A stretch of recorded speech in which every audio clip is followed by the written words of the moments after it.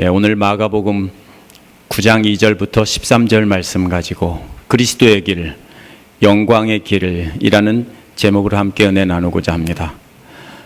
그렇게 많은 기적을 보여주시고 가르치셨지만 제자들은 아직도 깨닫지 못하고 있었습니다. 예수님은 소경을 치료하시며 제자들이 단계적으로 영적인 눈을 뜰 것을 암시하셨습니다. 그 뒤에 예수님은 벳세다에서 북쪽으로 약 25마일 정도 떨어진 가이사랴 빌립보를 향해 가셨습니다. 저도 왜 가셨는지를 지난주에는 이해를 못했는데요. 지도를 펴놓고 오늘 말씀을 보니까 이해가 됩니다. 이게 어디냐면요, 북쪽으로 갈릴리에서 북쪽으로 똑바로 올라가면 헬몬산이 있습니다. 헬몬산이 있는데 헬몬산 바로 밑에 있는 도시가 가이사랴 빌립보입니다. 그래서 그곳으로 가신 것입니다. 가이사랴 빌립보가 목적지가 아니라 산이 있는 곳을 향해서 가신 것입니다. 가면서 자신이 누구인지 물으신 뒤에 예수님은 자신이 고난받는 그리스도라고 가르치셨습니다. 그런데 제자들은 그리스도는 왕이라고 생각하고 있었기 때문에 예수님의 말을 받아들일 수가 없었습니다. 제자들은 그래서 화가 났고 그 중에서 베드로가 대표로 예수님한테 꾸지람을 한 것입니다. 이런 제자들과 무리들에게 예수님은 십자가를 지고 따라오는 사람만이 진짜 제자가 될 수 있다라고 하신 것입니다. 이게 지난주 말씀까지입니다. 그러면서 9장 1절에서는 죽기 전에 하나님 나라가 권능을 떨치며 오는 것을 볼 사람도 있다라고 하셨습니다. 그로부터 엿새 뒤가 오늘 말씀입니다. 그로부터 엿새 뒤 예수님은 3명의 제자들, 뭡니까? 3명은 항상 증인의 숫자입니다. 증인들만 데리고 높은 산에 오르셨습니다. 어떤 사람은 헬몬산이라고 하고 어떤 사람은 어떤 산이라고 하는데 중요하지 않습니다. 하여튼 높은 산에 오르셨습니다. 그냥 산이 아니고 높은 산이라고 했습니다. 높은 산에 오르셔서 제자들에게 자신이 누구신지 분명하게 보여주시려는 것이었습니다. 따라서 오늘 말씀은 앞에서 고난받는 그리스도라고 가르치신 것의 토대로 이해를 해야 됩니다. 먼저 고난받고 십자가에 달려서 돌아가신 뒤에 부활하셔서 입으실 영광의 몸을 미리 보여주신 것입니다. 이런 영광을 보여주신 것은 제자들이 예수님의 뒤를 따라갈 수 있도록 소망을 주신 것입니다. 따라서 오늘 우리도 이 말씀을 통해서 예수님이 어떤 분인지 알고 어떻게 따라가야 하는지 알아보는 시간을 갖겠습니다. 2절부터 8절까지는 첫째로 새 제자들 앞에서 변화되신 예수님의 모습이 나옵니다. 오늘 말씀은 엿새 뒤에 그리고 엿새 뒤에 라는 말로 시작하기 때문에 1절과 끊을 수가 없습니다. 9장 1절에서 죽기 전에 하나님 나라가 권능으로 임하는 것을 볼 자도 있느니라 라는 말과 연결되는 겁니다. 하나님 나라가 권능으로 임하는 것을 보여주기 위해서 이제 제자들 6명을 데리고 3명을 데리고 따로 가신 것입니다. 사실 가셨다는 말과 올라가셨다는 말이 여기서는 합쳐져 있는데요, 따로 떨어진 말입니다. 예수님은 제자들을 셋을 따로 데리고 가셨습니다. 베드로와 야고보와 요한 이 3사람은 맨 처음 부름받은 제자들입니다. 또 이들은 12제자들 중에서 핵심 인물입니다. 또 셋은 증인의 숫자입니다. 이 핵심 제자 셋을 증인으로 삼으셨습니다. 회당장 야이로의 딸을 살릴 때도 이 셋을 증인으로 데리고 가셨습니다. 이 셋은 이제 본문에서 보여질 내용들을 나중에 예수님 부활하신 뒤에 증언할 증인으로 부름을 받은 것입니다. 예수님은 이 셋을 데리고 가셨습니다. 그리고 이들을 따로 데리고 높은 산으로 오르셨습니다. 산은 출애굽기에서 나오는 신의 산을 떠올리는 것입니다. 그래서 높은 산은 하나님께서 임재하시던 장소를 나타냅니다.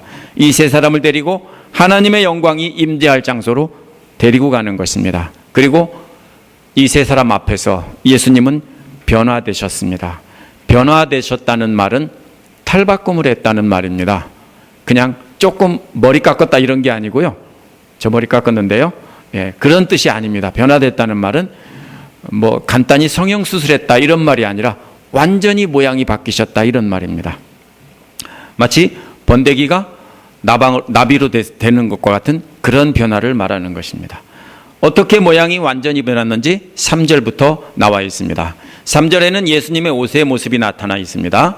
개역에는 옷이 광채가 나고 매우 휘어졌다, 이렇게 나눠져 있습니다. 이 말이 원어에 가깝게 번역된 것입니다. 휘어졌다 해서 졌다라는 말은 원어에서 되었다라는 말인데요. 하얗게 되었다 이런 말인데, 이 되었다라는 말이 오늘 본문에서 계속 반복되면서 뭐를 나타내냐면 바로 하나님의 영광이 나타난 모습을 나타낼 때만 이 되었다는 말을 계속 사용합니다.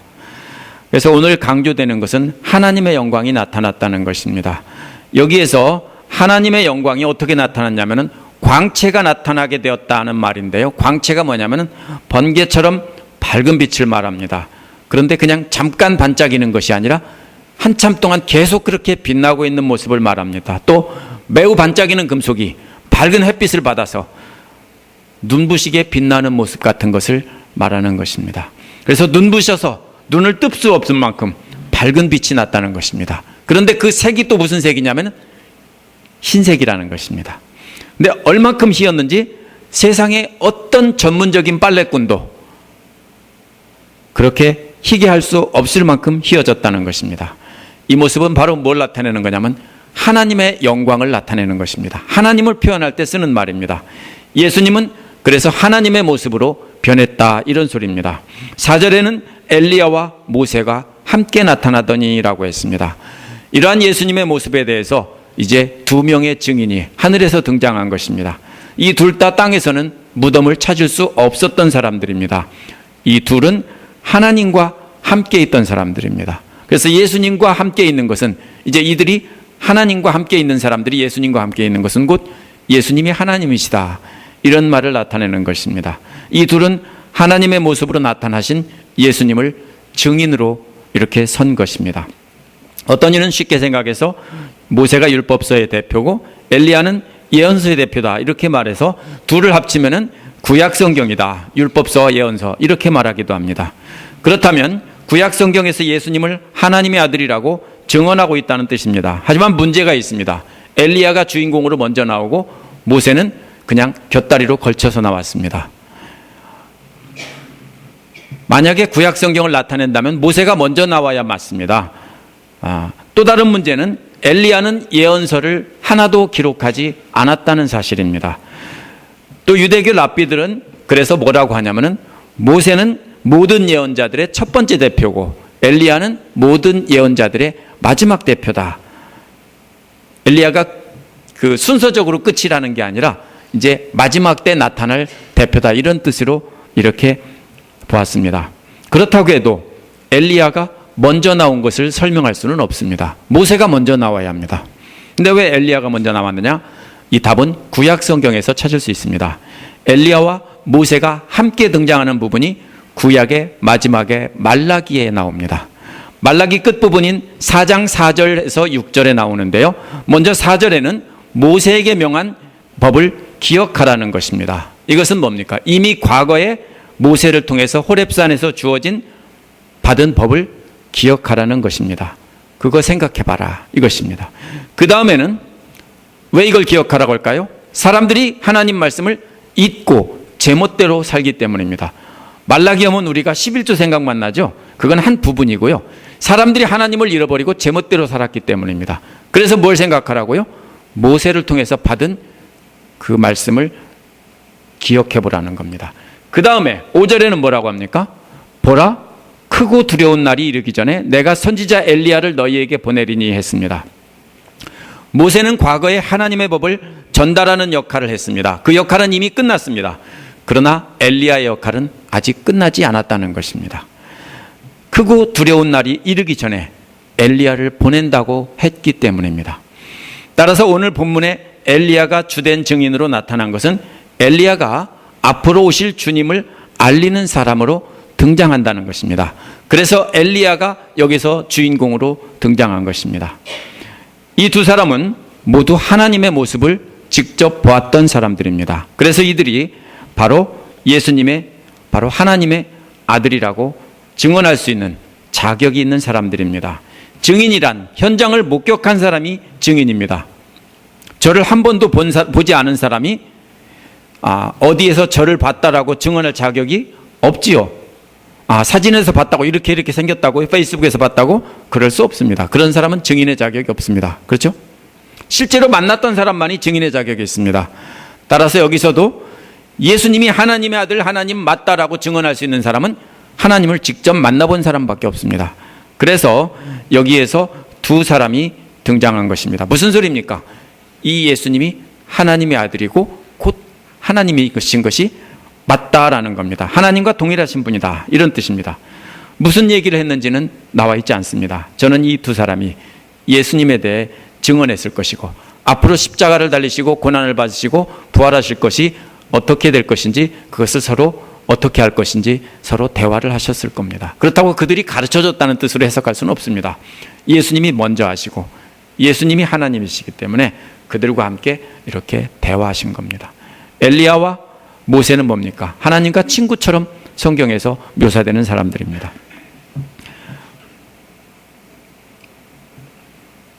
이 모습을 본 베드로의 반응이 5절에 나옵니다. 5절에 베드로가 말하였다라는 말은 원어에서 직역하면 베드로가 대답하면서 말했다, 이렇게 되어 있습니다. 원래는.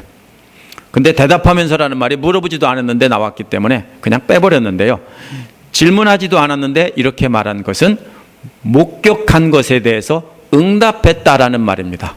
목격한 것에 대해서 응답하면서 이렇게 말했다는 것입니다. 뭐를 궁금한 점 있으면 뭐라고 합니까? 손 들고 질문하죠. 그것도 이제 대답한 것으로 이렇게 표현이 되는 것입니다. 제자들은 이 놀라운 광경을 보고 특별히 베드로는 예수님을 랍비라고 불렀습니다. 사실은 예수님이 그리스도라고 고백하면 랍비라고 부르면 안 됩니다. 그런데 아직 제자들은 예수님의 부활을 경험하지 못했기 때문에 아직도 훌륭한 스승님으로만 생각하고 랍비라고 부른 것입니다. 여기서 베드로는 우리가 여기에 있는 것이 좋겠습니다라고 했습니다. 그래서 초막 셋을 짓겠다고 했습니다. 하나는 당신을 위하여, 하나는 모세를 위하여, 하나는 엘리야를 위해서입니다. 초막이라는 말은 우리가 오해하기 쉬운 말입니다. 초가집이라고 생각하죠? 아닙니다. 이것은 텐트입니다. 이스라엘 사람들이 광야에서 목축을 할 때 텐트를 나무로 기둥을 세우고 천을 덮어 씌운 다음에 거기서 이렇게 생활하다가 또 걷어가지고서 나귀에 싣고 이동하는 그 텐트를 말하는 것입니다. 그래서 텐트 3개를 치겠다는 것입니다. 그런데 이것은 천막, 구약 성경에서 타버나클이라고 나온 것은 하나님의 법궤를 모신 성막을 나타낼 때 주로 썼습니다. 성경 번역마다 다르지만 천막이나 장막이나 초막이나 다 뭡니까? 텐트라고 기억하시면 됩니다. 이스라엘 사람들은 장막절을 지킵니다. 초막절이라고도 합니다. 과거에 광야에서 이스라엘 백성에게 임하셨던 하나님이 다시 임하시기를 기대하면서 초막을 짓고 광야에 나가서 텐트를 치고 생활하는 겁니다. 뭘 기념하는 겁니까? 광야에서 이스라엘 사람들이 텐트 치고 있을 때 그 가운데서 하나님도 텐트 치시고 계시면서 함께 거하셨던 그 영광의 때를 기념하는 그런 절기를 지킵니다. 베드로 당시 이스라엘 사람들도 이 장막절을 지켰습니다. 베드로는 그동안 자신들이 기다리던 하나님 나라가 이제 임했다라고 생각해서 드디어 이제는 하나님의 장막을 지을 때가 되었다라는 것입니다. 그래서 장막 3개를 짓자고 한 것입니다. 장막은 하나님이 거주할 장소를 가리킵니다. 출애굽기 25장 1절부터 9절에 보면은 하나님의 장막을 어떻게 지을 것인가, 하나님의 텐트를 어떻게 만들 것인가 상세히 표현하고 있습니다. 또 계시록 21장 3절에 보면 보라 하나님의 장막이 사람들과 함께 있음에 라고 했습니다. 그때가 언제입니까? 주님 다시 오셔서 하나님 나라가 이루어질 때입니다. 하나님의 장막이 사람들의 장막 사이에서 함께 있으면 그때는 주님 오실 때입니다. 베드로가 보니까 영광의 광채가 나는 하나님의 모습입니다. 그래서 바로 거기다가 텐트 셋을 짓고 바로 이제 마지막 때가 왔으니까, 하나님 나라가 왔으니까 여기에 그대로 머물자. 고난 받지 말고. 아까 말한 거 취소. 뭐예요? 앞에서 말한 게 십자가에 지시고 뭐 죽으셨다가 살아나시고 이런 거 다 취소하고 이미 영광이 임했으니까 이대로 여기서 영원히 머뭅시다. 이 소리예요. 베드로 얘기는. 제발 그 십자가에서 죽는다 소리 하지 마세요. 하나님 나라가 이미 임했기 때문에 장막을 짓자는 겁니다. 그러나 여기서 베드로는 큰 실수를 했습니다. 그 실수가 베드로가 천막 3개 짓자고 한 것입니다. 사실은 하나만 짓자고 해야 됩니다. 그런데 예수님과 엘리야와 모세를 동일한 수준으로 보고 셋을 함께 공경하겠다고 한 것입니다. 그러나 엘리야와 모세는 예수님과 같을 수 없습니다. 하나님의 영광을 하나님과 함께 공유할 수 있는 사람은 바로 예수님 뿐이기 때문입니다. 그래서 둘은 사라지고 예수님만 남아있는 것입니다. 그 예수님만이 고난에 참여하시고 부활하셔서 영광의 자리에 들어갈 것이기 때문에 하나만 짓자고 했어야 됩니다. 짓자는 것도 잘못됐고요. 근데 6절에서 베드로가 이처럼 심각한 실수를 저지른 이유를 설명하고 있습니다. 그것은 베드로가 뭐라고 말했는지 몰랐다는 것입니다. 몰랐다는 말은 완전히 몰랐다는 말입니다. 그런데 이 말은 베드로 혼자 생각이 아니라 다른 제자들까지도 다 완전히 몰랐다는 뜻입니다. 무슨 소리예요? 이것은 6절 후반부에 보면은 제자들이 겁에 질려 있었기 때문이다. 베드로가 뭐라고 말하는지 모르는데 제자들이 겁에 질렸다. 이게 뭐예요? 베드로가 제자들 대표로 이렇게 표현해 놓은 것 뿐이에요. 모두가 겁에 질려서 머릿속이 텅 빈 것처럼 하얘졌고 기절할 만큼 놀랐다. 이런 말입니다. 사람들이 정말로 무서운 걸 보면은 넋이 빠진다고 하죠. 그것처럼 놀랐다는 말입니다. 그러면 여기서 그래서 엉뚱한 소리를 했는데 겁에 질렸다는 말은 출애굽기에서 하나님의 영광의 광채를 보고 두려워한다는 뜻입니다. 3명의 제자들도 하나님의 영광의 광채를 보고 두려움에 사로잡혀서 엉뚱한 헛소리를 했다. 이렇게 말한 겁니다. 그런데 이것이 베드로와 다른 두 제자들이 놀랐다는 말이 초점이 아닙니다. 이것은 무엇을 표현하려고 하는 거냐면은 예수 그리스도의 찬란한 영광이 너무 놀라워서 입이 다물어지지가 않았다는 것입니다. 그 황홀경에 넋을 잃었다는 것입니다. 어떤 음식이 너무 맛있다든지 어떤 그 아가씨가 너무 예쁘다든지 그러면 뭐라고 합니까? 넋을 잃는다는 표현을 우리가 흔히 쓰죠. 바로 그러한 것처럼 그렇게 정신없는 소리를 한다는 뜻입니다. 그러면 그렇게 말할 때 뭡니까? 넋을 잃었다는 것이 초점이에요? 아니에요. 맛있다든지 아름답다든지 이것이 초점이에요. 여기서도 마찬가지예요. 초점이 어디에 있어요? 하나님의 영광이 너무나 놀랍다. 여기에 있는 것입니다. 그래서 이런 정신없는 소리를 하자 하나님이 나타나셨습니다. 빨리 바로잡아야 되니까. 7절에서 구름이 일어나서 산을 덮었다 했습니다. 3절과 마찬가지로 덮었다 이 말이 되었다라는 말입니다. 하나님이 영광이 덮게 되었다 이런 말입니다. 높은 산에서 구름이 산을 덮는 일은 흔히 있는 경험입니다. 하지만 여기서는 그런 뜻이 아닙니다. 덮는다는 말은요, 초막이라는 말과 사실 말의 그 뿌리가 같아요.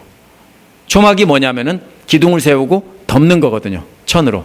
마찬가지로 예수님이 구름으로 산을 덮었다는 것은 예수님이 계신 곳을 구름으로 덮어서 너희들 텐트 칠 필요 없어 이런 말입니다.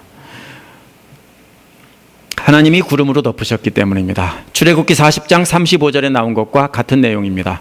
40장 35절에 보면 구름이 회막에 덮임에 여호와의 영광이 성막에 충만함이었으며 라고 되어 있습니다. 구름이 덮인 것은 하나님의 영광, 여호와의 영광이 임한 것을 나타냅니다.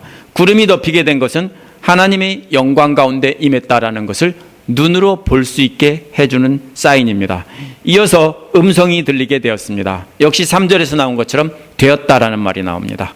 하나님의 영광이 또 나타났다라는 말인데요. 이번에는 구름 속에서 음성이 났습니다. 하나님께서 영광 가운데 임하신 증거를 이번에는 소리로 확인시켜 준 겁니다. 눈으로 보게 하고 귀로 듣게 하고 이렇게 해준 것입니다. 그 내용이 뭡니까? 이는 내 사랑하는 아들이다. This is my beloved son. 이런 말입니다. 똑같은 말이 예수님의 침례 때에도 나왔는데 다른 점은 그때는 You are my beloved son입니다. 그런데 여기서는 This is my beloved son입니다. 뭐가 다릅니까? 침례 때는 누구 보고 한 말이에요?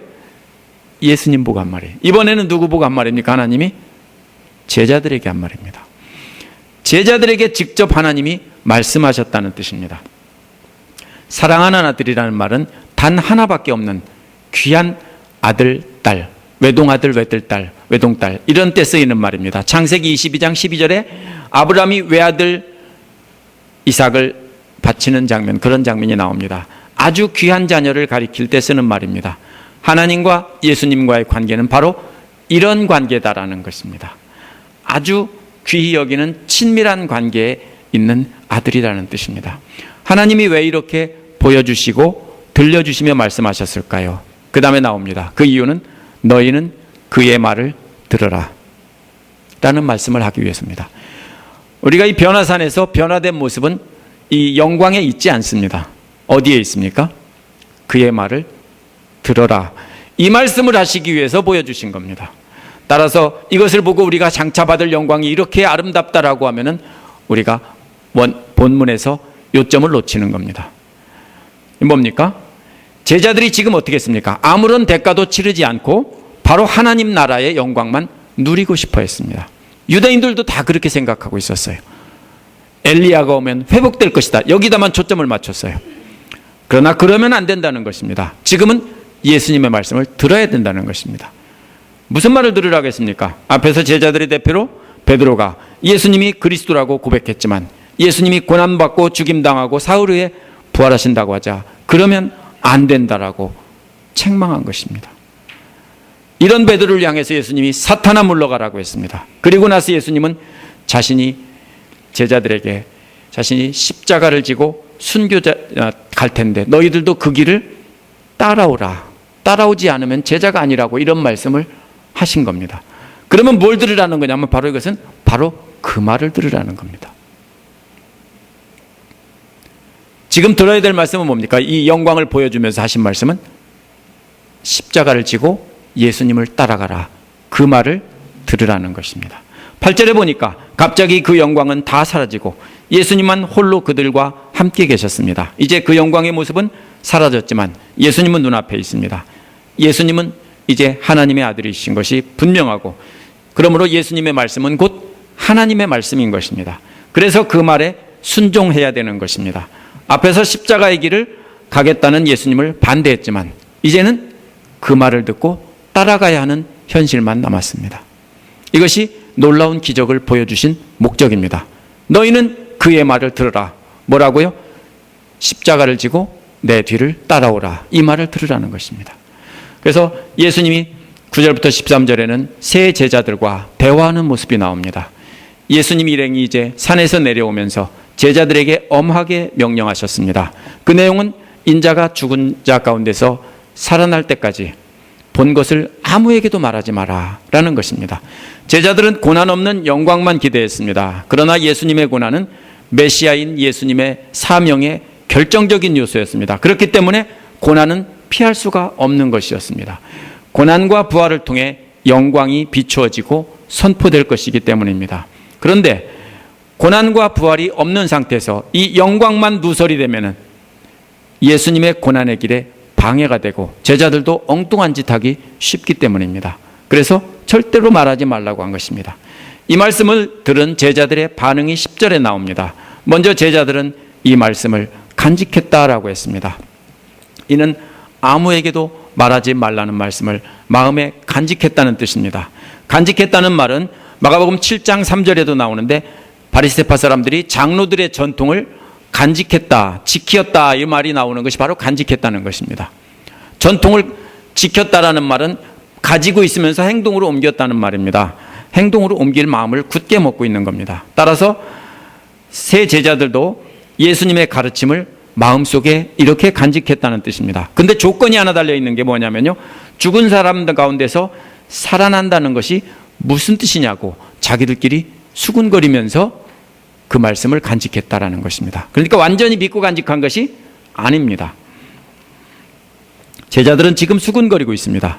죽은 자 가운데서 살아난다는 것이 무슨 뜻이지? 하고 자기들끼리 수군거리고 있습니다. 그래서 물은 것이 11절입니다. 수군거리다가 물었습니다.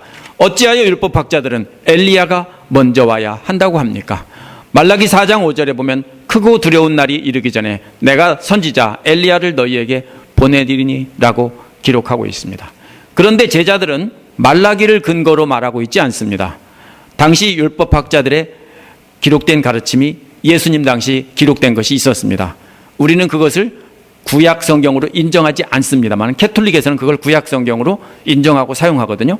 그게 뭐냐면 벤시라라고 하고 집회서라고 번역된 책인데요. 그 48장 10절에 보면 그것을 근거로 엘리야가 올 것이라는 말로 예수님께 따지고 있습니다. 만약에 메시아가 온다면 엘리야가 먼저 올 것이라고 했는데 엘리야가 오지도 않았는데 그게 뭔 소리입니까? 라고 따지는 겁니다.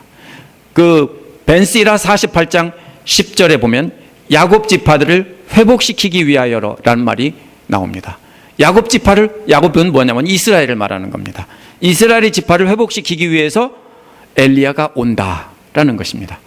그러면 저들은 뭐만 간직하고 있었냐면 엘리야가 오면 이스라엘이 회복된다라고 그것만 간직하고 있었습니다. 그것만 기대하고 있었습니다. 그것만 기다리고 있었습니다.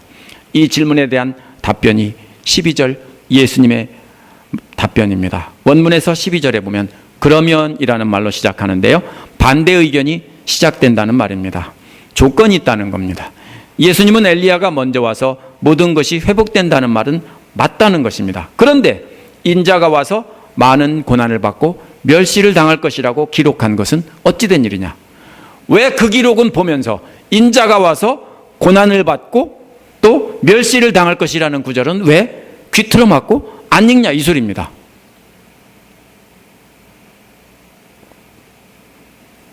이게 문제가 뭡니까? 저들은 엘리야가 와서 회복된다는 말만 좋아서 어쩔 줄 몰라서 기대하고 있었습니다. 그러나 구약 성경에 보면 인자가 와서 고난받고 멸시를 당한다는 예언이 분명히 있습니다. 이것은 생각하지도 않고 있다는 것입니다. 제자들이나 오늘날 사람들이나 이 점에 있어서는 똑같습니다. 다가올 천국을 기대하면서 소망하지만 현재 십자가를 지고 예수님의 뒤를 따라가는 것은 싫어. 이것이 오늘날 우리의 현실입니다. 많은 크리스찬들이 그래서 십자가를 지고 따르라는 설교하면 교회 안 나오고 누구만 어느 교회로 나갑니까? 예수 믿으면 영광과 축복이 있다는 말을 하면은 거기로만 몰립니다. 그러나 사실은 뭐라고 했습니까? 지난주에 진실인데 이것도 있고 이것도 있는데 좋은 것만 말하고 나쁜 것을 말하지 않으면은 그것은 뭐라고 했습니까? 거짓말이고 사기라고 그랬죠? 마찬가지입니다. 여기서 우리가 꼭 기억해야 되는 것은 바로 이것입니다. 메시아가 나타날 때 누릴 영광을 생각하고 고난을 무시하면 안 된다는 겁니다. 두 가지가 성경에는 같이 다 나와 있다는 겁니다. 그러면 우리가 기다려야 되는 것은 뭡니까? 영광에 이르기 전에 먼저 고난을 받아야 된다는 것이 먼저라는 겁니다. 13절에서 원문은 그러나라는 말로 시작합니다. 메시아가 올 때 누릴 영광만을 생각하고 있지만 그러나 이미 엘리야는 왔다는 것입니다. 그런데 사람들은 엘리야를 함부로 대했다는 겁니다. 이것은 뭡니까? 침례 요한의 가르침을 받아들이지 않고 결국 죽인 것을 말합니다. 이 구절은 구약의 엘리야와 침례 요한을 연결한 것입니다. 그런데 또 예수님은 동시에 침례 요한의 고난과 죽음을 자신의 죽음과 연결시킨 겁니다. 예수님도 침례 요한처럼 죽을 것이라는 것입니다. 이는 제자들도 역시 침례 요한처럼 고난을 받아서 죽음의 길을 따라가야 된다라는 것을 말하고 있는 것입니다. 그런데 당시 유대인들이나 예수님 제자들은 그런 거 다 집어치우고 영광만 바라보며 박수만 치고 그것만 기대하고 있었습니다. 이게 예수님 말씀입니다. 오늘 말씀을 어떻게 적용하겠습니까? 오늘 말씀을 정리해 보겠습니다. 예수께서 3명의 제자들을 데리고 증인으로 데리고 가셔서 자신의 영광스러운 모습을 보여주셨습니다. 제자들은 하나님의 영광이 임한 장면을 직접 목격하고 음성을 직접 들었습니다. 보통 사람들은 이 구절을 읽으면 영광 이것만 바라봅니다. 물론 좋습니다. 저도 그것이 좋고 바라봅니다. 하지만 이 영광스러운 모습은 제자들 3사람에게 이것을 미리 보여준 이유는 예수님의 말을 들으라는 것입니다. 예수님을 따르던 제자들 마음속에는 메시아의 영광을 누리려는 생각만 가득 차 있었기 때문입니다. 그런데 제자들에게 십자가를 지고 따라오라는 그 말씀을 들으라는 것입니다. 십자가를 지고 따라가라는 말은 예수님의 말씀이 아니라 그것은 곧 하나님의 뜻이라는 것입니다. 십자가의 고난의 길을 따라가는 것이 바로 이 놀라운 영광을 보여주시고 들려주신 이유입니다. 그런데 제자들은 메시아가 고난받을 것이라는 기록은 보지 않고 랍비들이 가르쳐준 성경도 아닌 유대교 랍비들이 가르쳐준 그 기록을 보고 엘리야가 와서 이스라엘을 회복시킬 것이다, 이것만 마음에 담고 있었습니다. 그 가르침이 자신들의 생각과 맞지 않기 때문에, 예수님의 가르침이 자신의 생각과 맞지 않기 때문입니다. 그러나 엘리야가 와서 회복시킬 것은 땅이 아닙니다. 유대인들은 뭐라고 생각했습니까? 제자들은 뭐라고 생각했습니까? 회복시킬 것이다 하면 그 땅이 회복되고 그 국가의 권력이 다윗 시대처럼 강력하게 회복될 것이다, 이렇게 생각하고 있는데 침례 요한이 뭐 했어요? 회개하고 하나님 앞으로 돌아오라는 겁니다. 침례 요한이 회복을 주장한 것은 뭡니까? 놓쳤던 처음에 그 신앙으로 돌아오게 한다는 뜻이에요. 근데 이 사람들은 이걸 뭘로 해석했어요? 자기 나라가 회복된다, 다윗 때가 같이, 그래서 잘 살게 된다, 이렇게 생각하고 이렇게 해석했던 거예요. 그럼 우리가 기억해야 될 건 뭡니까? 바로 그것입니다. 땅이 아니라 백성들의 마음입니다. 지금 엘리야가 와서 회복시킨 것은 백성들의 마음입니다. 그걸 모르고 있었기 때문에 제자들은 놀라운 영광을 보여주어도 랍비들의 가르침을 들고 와서 예수님 앞에 와서 따진 것입니다. 랍비들은 이렇게 말했는데 예수님 당신은 왜 이렇게 말합니까? 제자들 마음속에는 메시아와 함께 받을 영광만 마음에 가득했습니다. 그래서 예수님의 가르침은 귀에 안 들어왔습니다. 오직 랍비들의 가르침만 마음속에 꽉 차 있었습니다. 한번 잘못된 생각이 콱 박히면은 그 다음에 아무리 진리를 가르쳐도 그것은 들리지 않습니다. 초등학교 꼬마들도 마찬가지예요. 전에 선생님은 이렇게 가르쳐줬으면요 죽어도 안 변해요. 아무리 가르쳐도 거짓말이에요. 우리도 마찬가지예요. 어른들은 다른 줄 아세요? 아무리 진리를 가르쳐도 과거에 내 생각이 딱 꽂혀 있으면요 안 들어요. 그 제자들이 이런 모습이에요. 이런 제자들에게 엘리야가 이미 왔는데 함부로 대했다는 것입니다. 유대인들만 함부로 대했습니까? 제자들도 함부로 대했습니다. 죽인 것만 함부로 대한 겁니까? 그 말을 듣지 않고 받아들이지 않는 것이 함부로 대한 겁니다. 이는 사람들이 엘리야인 침례 요한을 죽인 것입니다. 그렇다면 엘리야가 와서 그리스도기를 준비하는 것은 회개하고 주님을 맞으라, 이것만이 아닙니다. 요한은 회개하고 주님을 맞으라고 외치다가 죽었습니다. 예수님 말씀에 따르면 요한이 진짜 준비한 것은 예수님의 죽음입니다. 요한이 먼저 예수님의 말씀을, 예수님을 회개하고 믿으라라고 외친 다음에 사람들이 요한을 죽였습니다. 그렇다면 요한을 죽인 사람들은 결국 또 예수님도 죽일 것이라는 겁니다. 그래서 이 바로 예수님이 이 요한을 이야기한 것은 요한은 나의 죽음을 예비한 자다, 이런 소리입니다.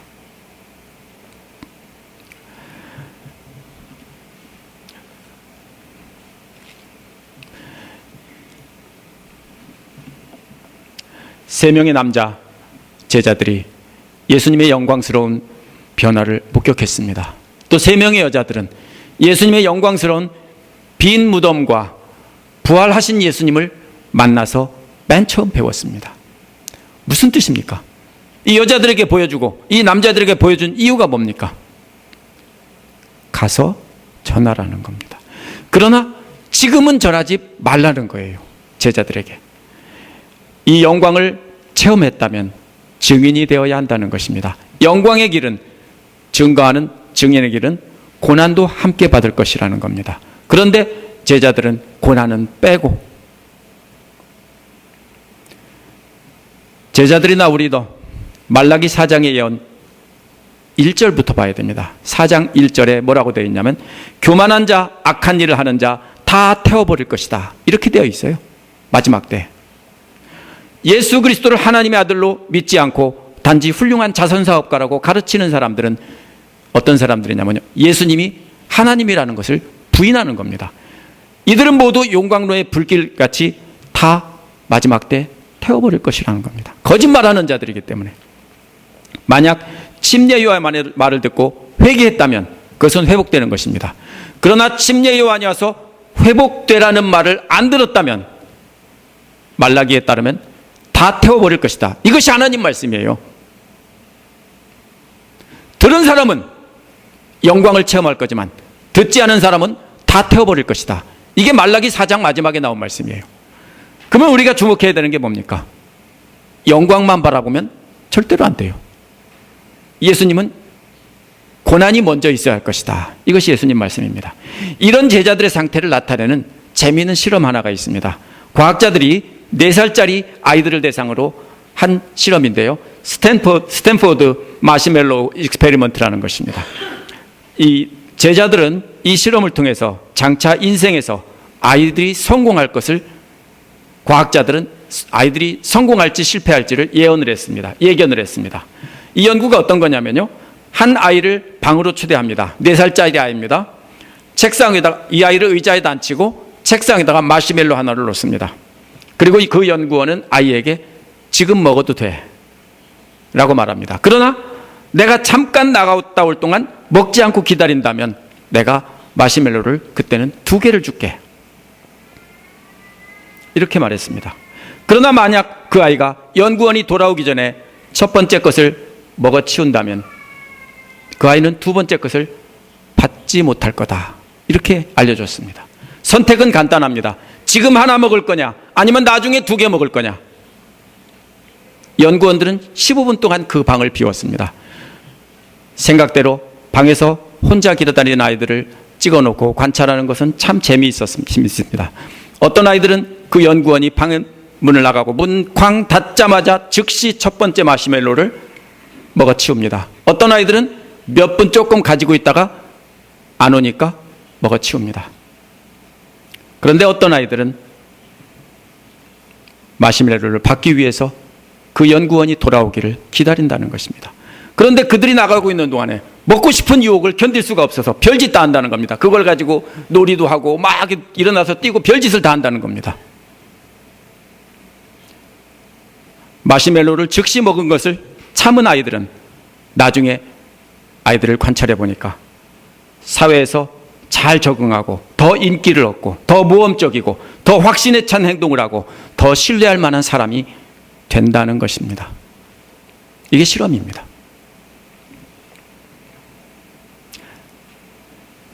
제가 무슨 얘기를 하려고 하는 겁니까? 우리가 이 땅에서 예수님의 영광에 참여하기 위해서 이 땅에 사는 것도 이 실험과 똑같은 것입니다. 우리는 이미 답을 알고 있습니다. 바울은 로마서 8장 18절에서 현재의 고난은 장차 우리에게 나타날 영광과 비교할 수 없도다 라고 했습니다. 현재 우리 앞에 마시멜로를 먹는 것을 참는 고난은 장차 받을 또 하나의 마시멜로, 그것은 근데 비교되지, 그냥 2개가 아닙니다. 비교할 수 없다라고 했습니다. 그것을 받는 것을 우리가 위에서 참는 것입니다. 또 로마서 8장 25절에 보면 만일 우리가 보지 못하는 것을 바라면 참음으로 기다릴지니라. 그 영광이 지금 어떻게 합니까? 안 보입니다. 안 보이지만 기다립니다. 또 하나의 마시멜로가 안 보여도 우리는 참아야 한다는 것입니다. 그런데 우리가 받을 또 하나의 마시멜로는 현재 것 하나 더 받는 것이 아니라 그냥 현재 것 하나 더 받아서 2배로 사는 것이 아닙니다. 바울의 말대로 비교할 수 없습니다. 그렇기 때문에 우리는 예수님을 따라가다가 현재 받는 고난을 참고 견뎌야 된다는 것입니다. 그러나 걱정할 필요 없습니다. 다행히도 로마서 8장 26절에 보면 성령이 말할 수 없는 탄식으로 우리를 위하여 친히 간구하시느니라. 성령께서 우리를 위해서 기도해 주고 계시다는 겁니다. 그러므로 우리가 우리 힘으로 참는 것이 아니라 기도하면서 성령님께 맡기고 우리가 간절히 기도하면 성령님께서 우리를 위해서도 간구해 주십니다. 어떤 분은 이런 분이 있습니다. 그러니까 나는 다 하나님이 해주시겠지, 나는 아무것도 안 해. 천만의 만만의 공덕입니다. 어떤 사람을 보겁니까? 간절히 기도하며 하려고 하는 그 사람에게 성령님께서 제 좀 보세요 하면서 하나님께 간구해 주신다는 겁니다. 그래서 우리는 간절히 기도하면서 인내하고 따라가면 됩니다. 우리도 예수님을 따라간다 하면서도 이 땅에서 받을 축복만 생각한다면 우리는 홀랑 먹어치우는 아이와 똑같습니다. 만약 우리가 장차 받을 그 영광을 믿는다면 그 다음에 할 일은 우리가 이 땅에서 고난을 견디는 것입니다. 그렇다고 우리가 당장 초대교회 성도들처럼 다 잡혀서 죽으러 가는 것이 아닙니다. 그러니까 나는 할 일이 없다라고 하시면 절대로 안 됩니다. 우리가 지금 이 땅에서 현재 있는 상황을 봐야 됩니다. 우리는 먼저 이 땅에서 있는 상황에서 인내해야 됩니다. 여러분이 한번 생각해 보십시오. 여러분이 무엇을 인내할 건가? 무엇이 내가 그냥 내 맘대로 해보고 싶은데 참아야 될 것인가? 먼저 교회 안에서 예수님의 사랑으로 서로 참아주며 인내해야 된다고 생각합니다. 이것이 참 힘들어요. 뭐 어떻게 하고 싶습니까? 그냥 싫은 사람은 확 말해보고 싶고, 그 사람 뭐 욕도 해버리고 싶고, 싫으면은 내쳐버리고 싶고, 이것이 우리의 마음입니다. 근데 왜 신앙생활이 힘듭니까? 시간이 지나면 지날수록 그걸 다 참아야 되는 거예요. 왜요? 왜 참아야 돼요? 그들을 구원하기 위해서 그렇게 하라고 했으니까, 예수님이 하라고 했으니까 참는 겁니다. 또 믿지 않는 이유들을 전도하기 위해서 우리가 참아야 되는 것입니다. 만약 내 마음에 조금 들지 않는다고 형제와 이웃을 비난하고 욕하며 참지 않는 것은 마시멜로를 당장 먹어치우고 마는 아이와 똑같습니다. 그런 분들은 나중에 받을 영광이 없습니다.